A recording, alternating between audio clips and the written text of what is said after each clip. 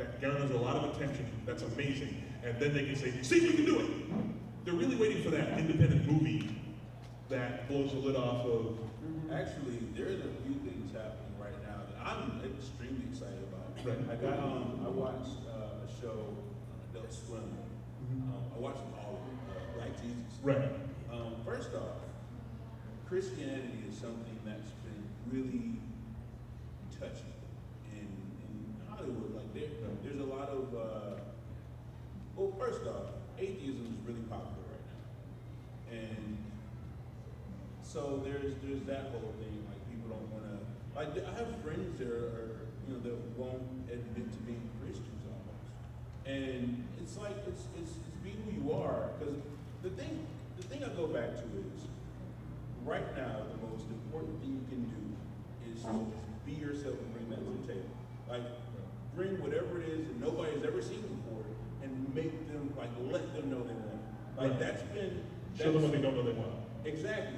Like when I go into a room to audition, I go with the confidence of a person that has I'm basically my own next big thing. Like in my mind, there is nothing you can tell me to convince me that I'm not, first off, the shit. Second off, exactly what you're looking for. And with that in mind, like I don't care, like I have my views, I have my opinions on things, but I'm open to whatever else is being brought in. Like shows like that, first off, tackles a subject that a lot of people tiptoe around boldly and, in my opinion, rather truthfully, while still being entertaining. And it's Jesus in Compton. Like there's no predecessors for that. There's no lineage to say, well, I saw that coming. It's just the dude was like, I had an idea for Jesus being in Compton. And they're doing it, and that impressed the hell out of me. Right. And it's the stuff like that people are making on their own dime, with their own creativity, that I think is going to change the way things work. Yeah, and once again, if Black Jesus becomes wildly successful, all of a sudden everybody will start trying, there'll be a slew of things that there will be some bean counter who will say, get us our Black Jesus. Exactly. Yeah. Yeah, they all want, they'll see something that works and they'll say, get us our that, like you just said. Yeah. Exactly what they do. They're like, okay, this worked, get us. Oh, believe me, every studio in town is scrambling for their Guardians of the Galaxy. Oh, yeah. Yeah, if you have a space opera that you've written. They all they're like, keep working on that script. Yeah. My only request is that nobody try to remake Rocky Horror Picture Show. Right. I will find you and I will hurt you. We will burn that studio to the ground. Yeah. I'll get torches. Right. Torches, pitchforks, what is it? That'll be a place. Rotten fruit. Why does people always have rotten fruit in crowds? I don't understand. Anyway, but who goes to a gathering and is like, make sure I have my torches, my pitchforks, my eggs, and my rotten fruit? Yeah, And it's- who made it? It's like when the tomatoes went bad, sweetie. Is there a show on? You got tickets for anything? And who decided that it was going to be tomatoes? Right. I think they make a satisfying They make the splat. biggest. Yeah, it's a very satisfying splat with the tomatoes. I think that Could was. you imagine the trial and error on that? Yeah, it was pretty. What, they Hey, started, it's better than Stony. so what, they started with watermelons and like, all right, here we go. Too heavy. Give me the camera. The two things that have been the bane of my existence for all the years that I've been in has been the labels and also has been the stereotyping. And this is where I think a new generation of filmmakers and creators coming in can change those things. Because like I grew up, again, I was born in 1963. The idols that I grew up, the Cesar Romeros and all these guys, they were the Latin lovers, all of those guys that you looked up to, the great man who loved all the beautiful women and so on. And then I became an actor, and everybody was like, all of a sudden Cheech Marin, and one gangbanger after another, and that was all I got cast in. And it was like, what happened to being able to be different people? And all of that stereotyping really began to make me crazy. My idol when I was a kid was Peter Falk. I loved character actors, and I loved his Lieutenant Columbo. I mean, Jeez, I hate to bother you, but if I could just ask you just one more question. Just one. If you don't mind, I completely forgot about this. It's just one thing, if you don't mind. Why Is does that a anybody ever say no? microphone? What? Yeah, I know. Why did anybody ever say, no, you can't ask me one more question? Yeah, I was watching an episode and he's reading a guy's poem and he's letting him because he thinks he's an idiot. And he's like, you shouldn't have let me read your poem because I could tell that the ring you were wearing left the injuries on the victim. And I'm like, damn, that's brilliant. But that's what I wanted. That's what I wanted to do. And you talk about dream projects, and I'm thinking, a dream project I would love to do a biopic. And I'm just wondering how much longer it would be before they would accept a Mexican actor playing Peter Falk. Because I have a feeling that so many people, if I came in and I said, I'd like to read for this, would take one look at me and go, well, he's automatically not right because he's Mexican. But apparently, race bending biopics is okay now. I mean, look at what's about to come out now? Exodus. Thank you. Glad you're with me. For those of you who don't know, Ridley Scott just made a movie about Exodus, which is the story of Moses. Now, I don't know if you guys are aware of where Moses came from, but it's called the Middle East and Northern Africa. And every single member all the main members of the cast are played by English or Australian white males. Sure. Well, And I'm look at Starship Troopers, where everyone was from Rio de Janeiro. But And everybody, the whole cast looked like we're the cast of 90210. yeah, it's pretty interesting. Minus the black guy. Go ahead. It's like in Hollywood, you can race bend anyone white, but as soon as you race bend a white person as another ethnicity. Well, once again, that's the whole thing of taking something. There's this aspect of, well, we have this is ours, and when people do things that are ours, they take it from us. I actually don't like race bending. It annoys me. You know what I mean? I'm like, it just annoys me. I'm like, why would just come up with a different character? It's so easy to come up with a similar character with similar themes of your own. Like the whole Johnny Storm thing, I'm like, really? Why wouldn't you pick other members of the, put another character? I had actually a couple characters that I could, no, Wyatt Wingfoot. Use Wyatt. You know what I mean? Bring other characters that are actually minorities and utilize them. Like with Electro, why didn't they use Cardiac? Cardiac is a doctor who came up with a revolutionary process to stop his heart from breaking. And he was a medical doctor who turned the. They were actually in Australia putting together the film. Like that got a lot farther than a lot of people know. I had friends of mine that were down there working on it, and then they got the plug pulled off. So, and it's now I don't take anything away from Hal Jordan fans. You know what I mean? I don't. But the reason why Jon Stewart was who's in the cartoon was because Bruce Timm was like, this is a little monotone. We need to mix this up a little bit. That's why. I know, right? That's why we had Jon Stewart, and that's why we had Shire. Hawkgirl was in there simply because he's like, we need another girl on this team. So it's some people are seeing it and doing things, but once again, I put the onus on the individuals who want to see it. It's not your problem to give me what I want. It's my problem to make sure what I want is being produced. So and the other thing is, it's my problem to make sure what I want is being supported. That's extremely important. I think that's the harder part. Yeah. Is finding the support for it. Well, You finding get a panel, a room full of people like, yes, that's what we want. And then like, all right, we're making it.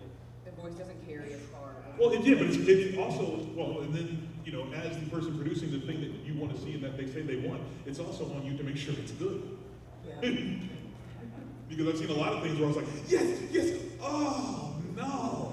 I was like, I love your idea, but your execution is absolutely horrible. I was going to say, like, what you want to see isn't always what's going to work the best. Right, yeah. Well, I mean, execute it properly, but execution, Hollywood can barely execute properly, let alone. That's the thing now too, like ease of use. Like everybody has access to the things you need to make a movie. Except, sorry, I just read here with that. All good. Take your time. But no, except you know, the education. You know, there's a couple of like podcasts and a couple of video channels that show you how to do certain things, how to edit, how to do all this. But really, like, people are making movies with iPads. Right. Like good quality movies. Oh yeah, it's all trial and error now. Everything you need is on the internet. But so anybody can make a movie, but not everybody can make a good movie. But then that's the whole thing, like, you know, but everyone who's making movies now came up through the process of trial and error. Because even if you have all the education and all the tools, you still have to experiment until you figure it out. Well, that's the thing too, man. It's like there are way more flukes. There are way more flukes. There are way more people that did one thing one time that was amazing, but it's like, how'd you do it? You know, I just did it. Right. Well, press this button by accident, and so there's a lot of that, and so like a lot of good ideas sometimes we need more development, you know. Right. But it leans towards diversity, but away from quality. Yeah, but you're also talking about two different things. You're talking about the difference between independent filmmaking and what Hollywood is putting out. Because we've talked on both things. Well, why did they cast this and that? So you're that. Well, that's what the big studios do. Now you're talking about independent stuff. It really is two different animals. I mean, when you're talking about what the big studios do, it all goes back to, I say it goes back to Titanic. When Steven Spielberg came out and he said it is a major mistake for James Cameron to spend $200 million on Titanic, because if it is successful, then Hollywood will always want to spend that, and then new filmmakers will not get a shot. And he was absolutely right. And so that has made sure that only the most tried and true people are getting the big budget films, of which fantasy films fall into that category. They're all in Because most speculative of the stuff that we love that are great works of imagination require very big budgets. So that's separate from the independent filmmakers. When we're telling you guys, go out there and create, we do know that you're butting your head up against that studio system that's saying, we've got to protect our $100 million budget. So get me a director who's made money on $100 million films. And an actor who's headlined $100 million films. Exactly. And a screenwriter who's written $100 million films. So they and really are producer. two different animals. Yeah. It's almost like indie film is like the D-Leagues. You know, everybody's trying to show they have the capability to do it. They're auditioning. Right. Filmmakers are auditioning for independent film. But the problem is not enough. There is a pretty good amount of mainstream minorities in film right now, and I consistently ask myself, you know, why aren't they headlining? Because one of my issues with coming up through the system is in my experience, coming up through a system locks you into that system's way of doing things. By the time you get in a position where you can do something to change the system, you've been so indoctrinated by the system that you don't even bother trying. You know, it's like you're in the wheel. You're in the wheel at that point. You're working whatever it is. Yeah. You know, and that would explain why some of the individuals who come before us have not broken the mold. You know, why, there are plenty of women directors. Why hasn't one of those women directors just said, I'm going to make an independent superhero film? You know? Why hasn't it happened? Well, I mean, I haven't seen it. Maybe it has, and if it has, please, by all means, let me know. It has. I've seen some. Were they Alexander. Were they good? And she's put it out that she wants to do it, but nobody wants to give her the funding for it. Okay. So yeah, but it's like, but there are people who have the funding. You know, there are some very, very powerful women in this industry that have the ability to go, I'm going to do this. You know, there are people who could say, I'm going to spend $50,000 on a web series because it's something I've never seen. Why aren't they doing it? You know, and it's like, the only thing I can think of is that, like I said, coming through the system, indoctrinating, and I have a good friend of mine who is kind of proving that, you know, because he came up through the system, he had a couple of really big, I'm not going to drop any names, they came up through the system, had a couple things that made a lot of noise, and going back and actually defining what he wants to do instead of selling something to somebody big has been a challenge. It's a challenge for him to change his manner of thinking and to say, I'm going to make something smaller that has my stamp on it, and not something larger, you know, instead of selling something larger that will get me more, you know, more cash, more notoriety, more whatever. You know what it has to be? Sorry. Oh. It's going to have to be a Mel Gibson thing, like the way he did with Passion of the Christ and Apocalypse. Right. You know, it's Oh, no, it definitely has to be that type of Yeah. thing, where somebody just says, enough, I'm gonna do it. Right. It hasn't been Yeah. done, I'm gonna do it. Yeah, that's what I was gonna say. I forgive me, I can't remember her name, but she directed The Hurt Locker. And Catherine Bigelow. yeah, and that was such an enormous hit. And then she, I believe, then turned around and directed Zero Dark 30. She has the power to say, hey, I want to do the next superhero film, but she obviously hasn't had interest in Well, yeah, doing that's what I'm it. saying. So It's a question of, are they it's interested a in- matter of those filmmakers also having interest in doing it. You know? Right. What it could be, besides a lack of interest, is that it's a bigger risk for, say, a woman or a person of color to say, I'm going to take this chance on this project that's different, and if Oh, they you- lose it all, yeah, then you- they're gonna be set back. You So- definitely put all of your marbles on the table when you say, I'm going to make this film or this project that I want to do. It's If it definitely doesn't go big well, risk. then they're And gonna yeah, be and then all of a sudden, you know, because you can actually reduce yourself back to being a female director. Yeah. And but you know, if you make a super, so once again, that's an aspect of coming up through the system. You know, and getting to a point where you're like, okay, I have some stuff, and then being paralyzed. Like, if I do anything with this and it doesn't work out, you know, I've spent all my cash. Right. You know, I don't have any more You had credibility. a question. It's a little off topic now, though. Bring it back. It's okay. We're all over the place here. We're rambling.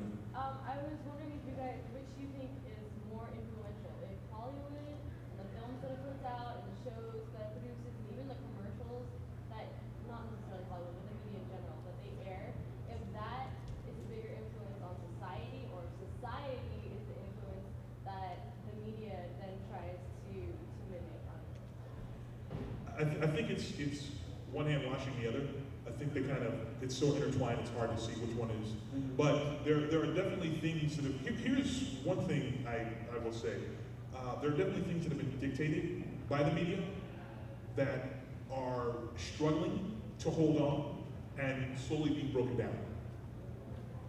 You know, like there's a lot of conventions that we've been raised upon that are not necessarily bad, not necessarily wrong, but just not reflective of the world. You know, the world that we all live in. And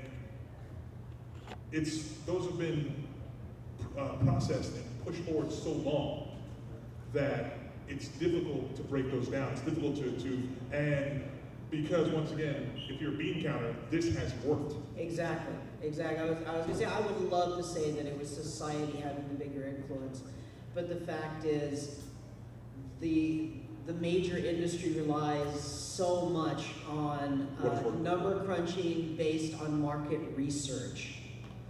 And so when they say that, well, we're going to give the people what they want, it will be based on all of these firms doing the market research to tell them what they want. I have a great marketing research. So it's the fact is, when Hollywood puts something out, it goes out all over the world. You know, so it doesn't just influence here; it influences everything. So For better or for worse. Yeah. Yeah, I have an interesting marketing research story. How many of you guys know about the movie Black Dynamite? How many have seen it? How many loved it? Right, pretty much everybody who's seen it loved it, right? Yeah. So I worked on that film, and I was privy to a little bit of behind-the-scenes information. That film was one of the largest, like, when it went to Sundance, the crowd loved it. They absolutely loved that film. They were like, this is great, this is amazing, everything like that. And Sony bought it for not a small amount of money, and they were like, yay, we're gonna have a huge hit on our hands, this is great. So then they took it to marketing research, and they said, okay, who's in this movie? The only person they could find that was in the movie that had done anything recently was Michael J. White, the star. And they're like, well, what has he done? Tyler Perry movies. All right, let's market research this to the Tyler Perry crowd. Strangely enough, the Tyler Perry crowd did not appreciate the subtle humor in Black Dynamite. So when the bean counter saw that, they're like, well, these numbers don't match the reaction of the Sundance crowd, which was a universal crowd. You know, but the crowd that we would market this to isn't responding to it the way we think the way we are comfortable throwing money at it. So we're gonna give it a limited release. And that's why you had to hunt that movie down. You know, I had a friend of mine who was like, seen everything I worked on. I'm like, hey man, I will pay for you to come watch this movie. Couldn't get up to see it. He caught it he just caught it one night. He's like, oh my God, that's the greatest movie ever. I'm like, I know, that's why I tried to get you to go see it. But if the marketing had been behind it, if they had actually just did a general sweep on, okay, who wants to come see this kind of movie?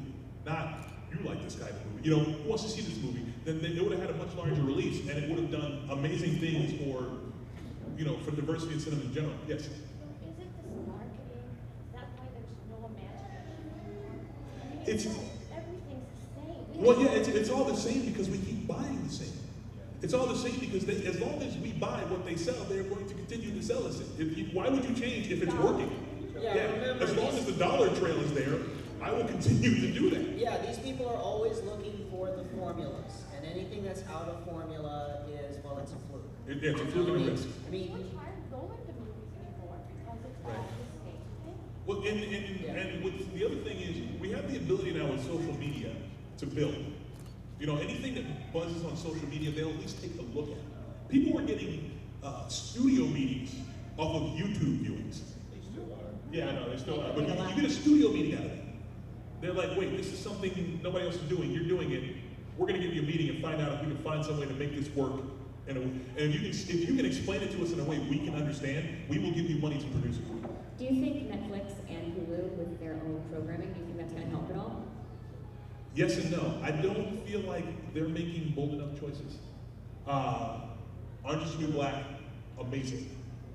But there needs to be more stuff. Huh? Very diverse cast, female-led, absolutely amazing. More stuff like that needs to be done. Right. I mean, Matador just did the From Dusk Till Dawn series. I don't know if anybody saw that. Aside from episode 8, I loved it. You didn't like it? I was a big fan of the movie, man. There's only so much you can account for. Like, George Clooney is his own animal. Right. I thought DJ did an excellent job of having that tone, but still not like completely copying it.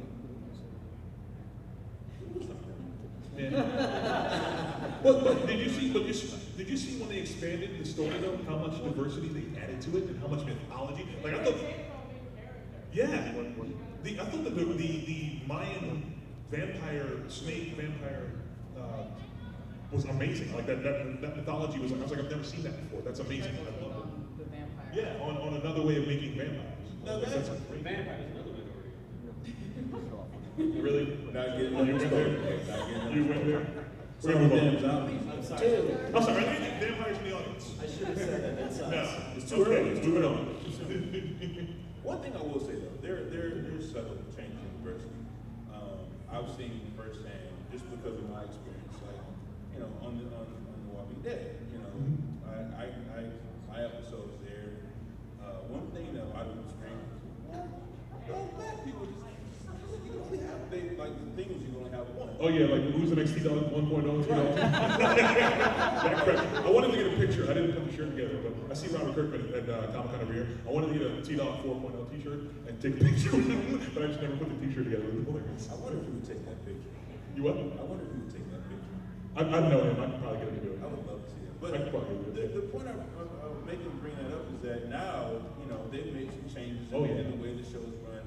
And, there's a couple, like there's strong characters in the story, main characters that are there is, but I guess for all of that, because one thing about From Dusk Till Dawn, that it wasn't just, the run-of-the-mill cast playing, Right. playing the rainbow or whatever, but, I guess, sorry. But I Get guess this man a Red Bull. Get this man a Red Bull. yeah. But I guess what's going to happen, like long story short, what's going to happen is going to have to be fresh faces, new ideas that won't take no for an answer. It just has to be produced. We just have to do it. Yeah, And it has to. But the most important part of doing it is doing it well. Exactly. It has to be Doing good. it right. It's Not got just to. well, Yeah, right. it has to be done well. And we were just talking about From Dusk Till Dawn. We went to Walking Dead. I had ideas. Something it's gone. It's just gone. Something about Walking Dead that I thought was amazing. Oh, Glenn. Yeah. Glenn is like the only Asian American leading male on television right now. that I can think of. Sure as hell. There's no other Asian American leading male on television that I know of. Anybody else? Anybody? Heroes, but no, No, he wasn't. Yeah, no. Glenn is like one of the main cast. He's like a lead character on the show. Lucy we got Elementary. What? Oh, wait, yeah. That's not a genre show. It's more going to. But yeah, and is that even out yet? Yeah, I think it just. Oh, did it? Okay. It is a Good. big role. I think it does sneak. I don't think it's actually started airing yet. Right, yeah, they did sneak preview, I don't know, but I'm saying in terms of like genre, like he's it. Yeah. That's it. It's the only guy. And it's like, and I look at, obviously, I'm kind of a little bit biased in what I look at, what I'm looking for when I look for diversity. But any diversity helps all diversity. Right. Because once doors start opening, it's easier and harder to open more doors. And you gotta overcome the fluke. You gotta overcome. Right. Oh, that was just a fluke. Yeah. Marley Mack. Yeah. The mid-level black comedies are still flukes. You know that, right? They consistently come in $10 million over projected monies, and they're still flukes. Like the Best Man 2, and all of them. They're still flukes, even though they're coming. They're consistent. Oh yeah. Yeah. When you look at how much, they're like $10 to $15 million movies, and they're consistently bringing in 25 to 30. Like the Tyler Perry crowd has morphed into a more, But here's why that's a fluke. Because Tyler Perry, again, his own animal. Like until Tyler. But that's what I'm Perry- saying. But that's what I'm saying. Best Man 2, that's not Tyler Perry. It's morphed out. But you gotta get, the thing is like, Tyler Perry's the face of the name. Like Tyler Perry's under Oprah's umbrella now, right? Right. Like, they're a partnership. So there has to be like somebody they churn out that, or they not churn out, that's terrible, but somebody they It's churning. Sorry. Well, the thing is they can't churn it. They have to like hone and develop another, under that. You know? Pardon me.